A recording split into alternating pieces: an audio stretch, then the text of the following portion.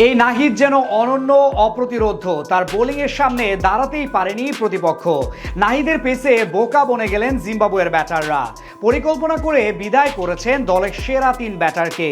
তার দারুণ সব ডেলিভারি বুঝতে পারছিলেন না খোদ আম্পায়াররাও। দুর্দান্ত বোলিং প্রদর্শনী দেখিয়ে ম্যাচেও ফিরিয়েছেন দলকে। যেভাবে পরিকল্পনা করে উইকেট তুলেছে টাইগার স্পিড স্টার, তার সবটাই জানবো প্রতিবেদনের বাকি অংশে।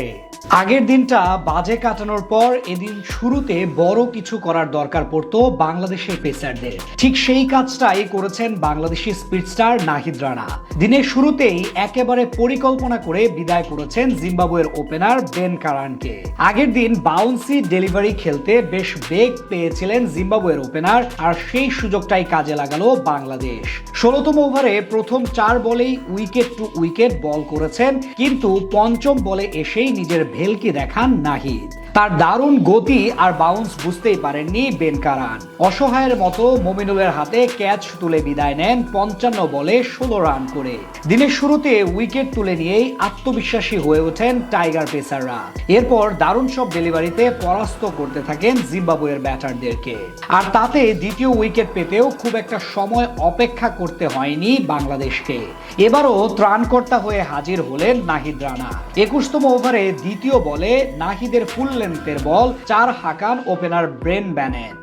এরপরই তাকে পুরোপুরি প্ল্যান করে আউট করেন এই পেসার। ওই ওভারে টানা 3 বল একই লাইনে করলেও শেষ বলটা করেছেন উইকেটের খানিকটা বাইরে, আর সেখানে বোকা বনে যান ব্রেন ব্যানেট। তার দ্রুতগতির বাউন্সি ডেলিভারি বুঝতে না পেরে জাকিরের হাতে ক্যাচ তুলে বিদায় নেন 57 রান করে। তবে তখনই নিজের ভেলকি শেষ করেননি এই পেসার। ব্যাটারদের চাপে রেখে সাহায্য করেন বাকি পেসারদেরও। নাহিদের পর উইকেটের দেখা পান হাসান মাহমুদও। মাত্র 2 রান করে ফেরান নিক ওয়েলসকে। 3 উইকেট হারানোর পর নিজেদের গুছিয়ে নিয়ে দারুণ ব্যাট করতে থাকেন শন উইলিয়ামস ও ক্রেগ আরভাইন, কিন্তু আবারও নাহিদের কাছে পরাস্ত হন ক্রেগ আরভাইন। ম্যাচের 37তম ওভারে তৃতীয় বলে ব্যাটারের সাথে বোকা বনে যান আম্পায়ারও।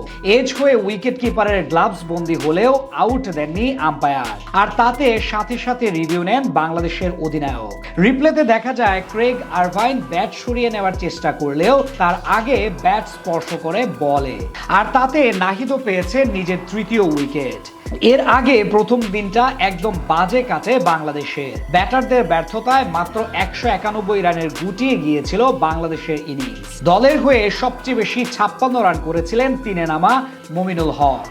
এছাড়াও অধিনায়ক নাজমুল হোসেন শান্তর ব্যাট থেকে এসেছিল 40 রান। শেষ দিকে চেষ্টা করেও 28 রানে ফিরেন wicket keeper batter Zaker Ali অনি।